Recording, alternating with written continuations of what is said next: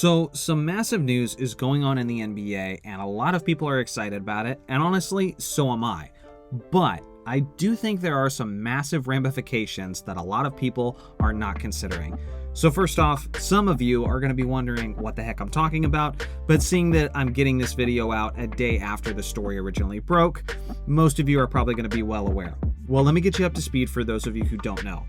The NBA is looking to expand, and this isn't just conversations anymore. They're now making plans for it, and there will soon be a vote on it. So with the expansion, the NBA is looking to add 2 additional teams to the league, which would make it a grand total of 32 teams in the league. 1 team in Las Vegas and the other team in Seattle. The cities have been decided. There won't be any sort of negotiating after this point. As far as I understand, it's going to be Las Vegas and it's going to be Seattle. So here's what's going to happen. So basically, the NBA team owners will vote on this between March 24th and 25th. And if this passes, then the 2 new teams will likely be implemented into the NBA by the 2028 to 2029 season. Now there's so much to unpack about this proposed plan that in all likelihood is going to happen, because this is basically going to generate even more revenue for the players and for the owners. So I don't really see it not happening. But with that being said, not every single player is going to be making more money because of this. Just most players. I'll get into that more shortly. Now, based on these 2 new locations, these 2 teams are going to have to be in the Western Conference, which would make there be 17 teams in the West and 15 teams in the East. And obviously, we can't have that kind of imbalance within the league, which is why the league is looking to send a couple of Midwest teams to the Eastern Conference. Now, if you're an old school NBA fan, then you'll know that this isn't necessarily anything new. A lot of teams have moved from conference to conference due to league expansion. Heck, at one point during the 1970s, the Chicago Bulls, the Detroit Pistons, the Indiana Pacers, and the Milwaukee Bucks were all simultaneously in the Western Conference. Now, according to Shams, the teams that would be moved from the West to the East in order to rebalance the league would be the Memphis Grizzlies and the Minnesota Timberwolves.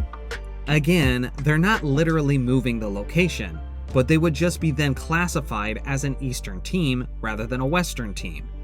Obviously, the NBA power rankings are going to be very different by the 2029 season, but as things currently stand, sending the Wolves to the East would really shake up things in an amazing way, if you ask me.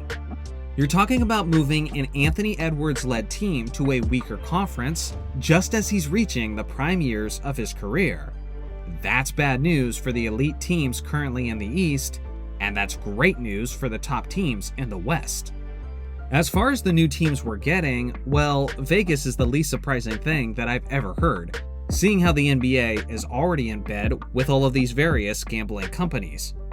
When Seattle gets their team, I think it's pretty safe to assume that they're just going to be the Seattle Supersonics, which will be a glorious return of a once-beloved franchise.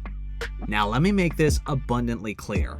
Seattle fans, I am happy for you, and I do really hope that this ends up happening and that your team quickly becomes a successful franchise.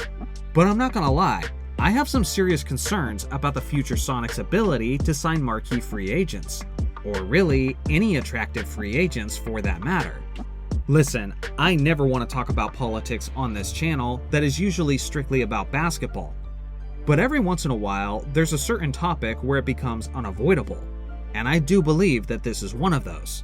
Seattle just recently passed a quote millionaire tax, which means anyone who exceeds a salary of $1 million will have to pay the state an additional 9.9% of their annual income.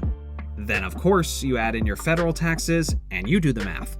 That means that nearly every unmarried player who signs with the Sonics will be required to give roughly half of his income to the government. To say that this will generally be a big deterrent to star players would be a massive understatement. It's well known that superstar players in the past have been swayed to sign for teams in Texas and Florida since there's no state income taxes in those states. Not only will Seattle have to compete against that, but they'll specifically have a 10% millionaire tax as well. Talk about swimming upstream. As much as I love the thought of KD going back to Seattle after all these years, I honestly have a hard time seeing a guy like him leaving that much money on the table. I mean, would you? So yeah, in some ways, this is great news. And I do think it's really going to spice things up in both conferences in an exciting way. And I am stoked for Seattle fans who have been waiting for years to finally get their team back. But if and when that happens, it's probably going to be much harder for them to compete than it was in years past. So maybe temper your expectations just a little bit. So what do you guys think? Are you excited about the news that the NBA is likely expanding? I look forward to hearing your thoughts in the comment section below. Shout out to the members for supporting the channel, and thanks for watching as always. Make sure to like and subscribe for more basketball content, and I'll see you guys in the next video.